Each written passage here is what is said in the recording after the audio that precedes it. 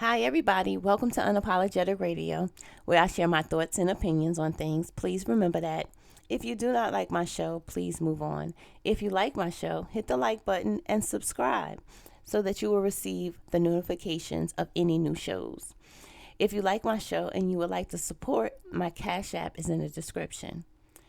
My show is for expression and knowledge, so let me give you some knowledge. In February 2020, this year, white representatives in the Mississippi House approved a bill to create a new district. That includes all of the majority white neighborhoods in Jackson, a capital city that is 83% black. This includes creating a criminal justice system for the district overseen by an all-white power base. Under House Bill 1020, the white Chief Justice of the Mississippi Supreme Court would handpick the new district's two supervising judges. Its prosecutors and public defenders would be chosen by the state's white Republican Attorney General. The zone would be policed by an expanded Capitol Police Force led by the current white police chief and supervised by the state's white Public Safety Commissioner.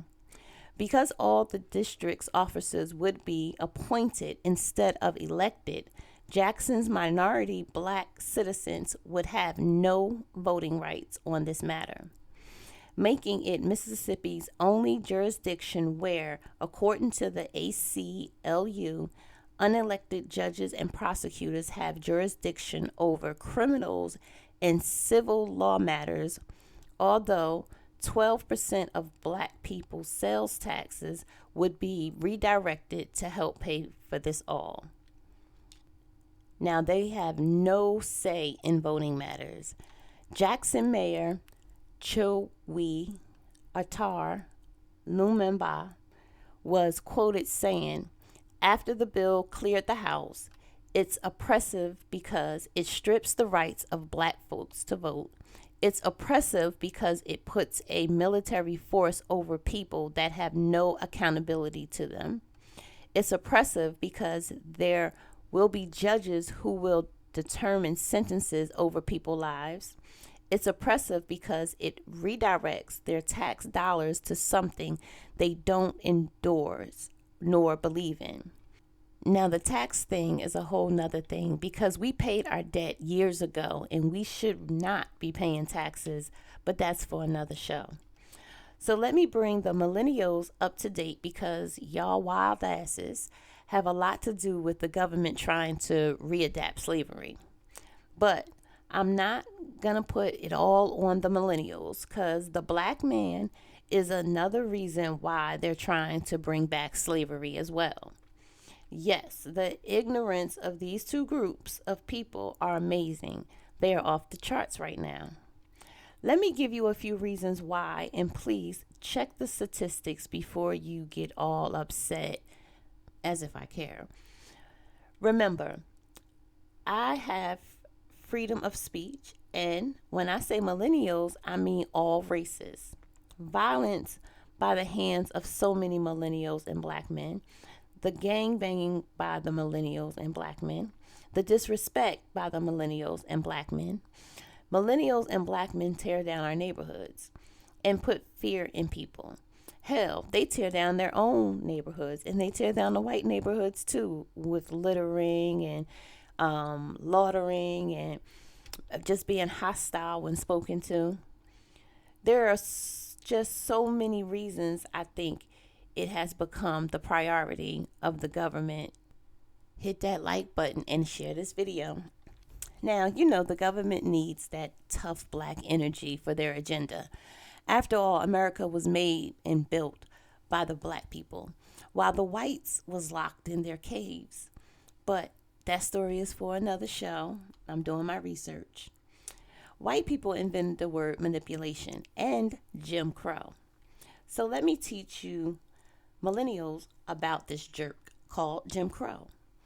So, for the ones that want to exclude themselves from being called a millennial, let me tell you how you classify as being a millennial.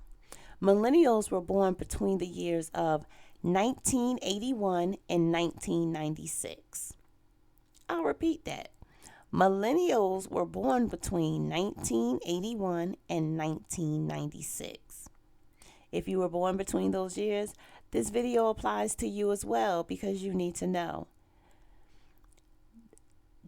GZ, which is the name for the millennials that came, well, not millennials, but the name of the next group, they were born between 1997 and 2012. And I'm going to talk about them on another show. Now, Thomas Rice was born in the Lower East Side of Manhattan, New York. While traveling as a performer in the coastal South and on Ohio River Valley, Rice had observed black song and dance over many years. While performing at Louisiana, Kentucky in the early 1830s, he learned to mimic slaves while performing in blackface. One day he noticed a black stableman named Jim Crow, who was dressed in ragged clothes. The man had a crooked leg and deformed shoulder. While he worked, the man performed a song and dance called Jumping Jim Crow. Rice was fascinated with the scene of this darky, is what they used to call us, African Americans, dancing and singing, and immediately realized that this scene was something that his audience would enjoy. Rice brought Jim Crow's clothes and learnt his song and dance. He introduced his Jim Crow act upon returning to New York, where he played at the Old Park Theater. Each night he composed new verses while continuing to perfect the song and dance. His act was an instant sensation, and he became famous. Later, minstrels referred to him as Daddy Rice, the father of American minstrelsy. All of the methods surrounding Thomas Rice's discovery of Jim Crow have one thing in common. They don't explain where the slave got it. Tom Rice didn't create the Jim Crow character, song, or dance. He originally learned it from watching black slaves and then added his own touches to it. Rice's performance of Jumping Jim Crow eventually turned him into the highest paid minstrel performer around.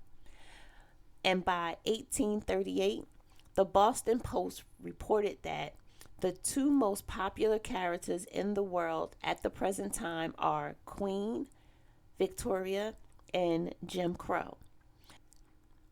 By the late 1850s, Rice was diagnosed with progressive paralysis, which soon ended his career and eventually took his life. See, the very thing he mocked was the very thing that took him out.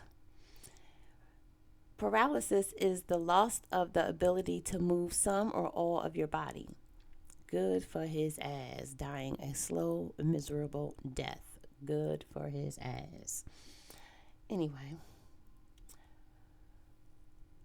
Jumping Jim Crow is a song and dance done in blackface by white talentless performer Thomas Dermont T.D. Daddy Rice.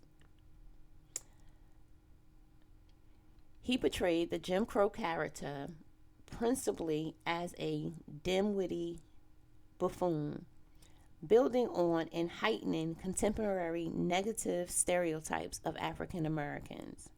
Jim Crow came to be a derogatory term for black people, and in the late 19th century, it became the identifier for the laws that reinstated white supremacy in American South after Reconstruction. The demanding character symbolizes rationalized segregation and the denial of equal opportunity. It has also amazed me why white people always dress like and want to look like African Americans, and African Americans get mad. At this point, we should turn it around and say thank you. See, people like to imitate people they admire, people they are obsessed with. If they hate blacks so much, they would ignore us and leave us alone. Look at the white woman. Within the last 10 years, they have been obsessed with reproduction of African American DNA and then running back to their race after the ride that and get that money. But let's look at it at this. White entertainers idolize black people and want to be just like black people so much so that only way they can get attention is by being black people. Do y'all understand it? Does it make a little bit more sense than us keep getting mad? Because I'm telling you, if I idolize somebody, I'm going to want to be like them. If I hate them, I'm just not going to want them around. So maybe we should think of this in a different way, you know. But who am I to change 400 years? Who am I?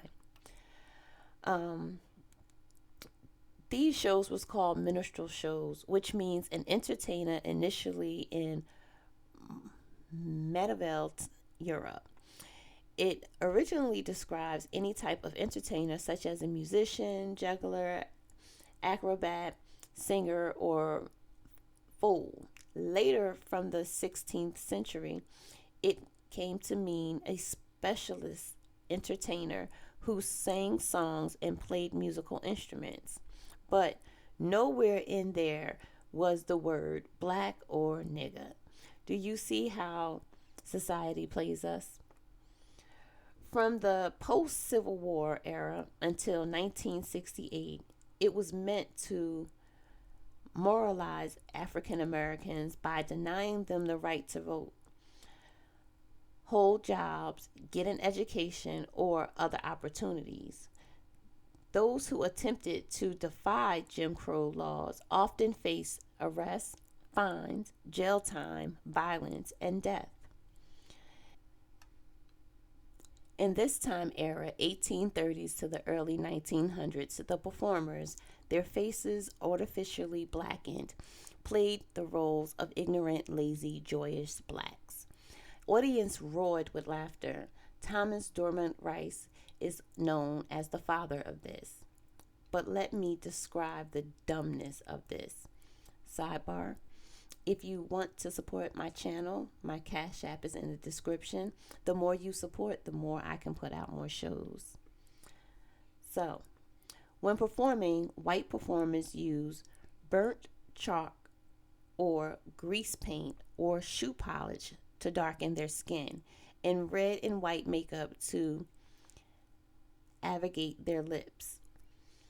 How dumb do you have to be to put this shit on your face? White people. Dumb, dumb, dumb. They also wore woolly wigs and rag clothes to imitate and ridicule African Americans. Ironically, by the 1840s, even most black entertainers were darkening their already dark skin and performing in blackface as minstrels. In a 1978 article from the American Heritage by historian Robert Toll, one of the first scholars to study this unique American form of popular culture and its impact. In his article, he said the minstrel shows did expose whites to African American music and dance. Toll points out that the minstrel shows made possible the first large-scale entrance into American showbiz for blacks as they broke the barriers they had faced before. But to make a living, these performers often had to act out heartbreaking stereotypes such as two real coons, played by Bert Williams and George Walker, on stage and in silent films. Stefan Fitchett played Lazy Richard and Willie Best Sleep and Eat. Frederick Douglass described blackface performers as the filthy scum of white society who have stolen from us a complex denial to them by nature, in which to make money and pander to the corrupt tastes of their white fellow citizens. Now, to be honest, I don't see much of a difference in 2023 when it comes to black people in entertainment business or just with black people in general. They will do anything for a dollar and attention. Make sure you check out part 2 on how Mississippi messed up the paperwork and slavery was still legal up until 2013. Well, thank you guys for your support. If you like my show, my Cash App is in the description. Please like, subscribe, and share this video and tell your family, friends, and coworkers all about Unapologetic Radio. Until next time, be blessed.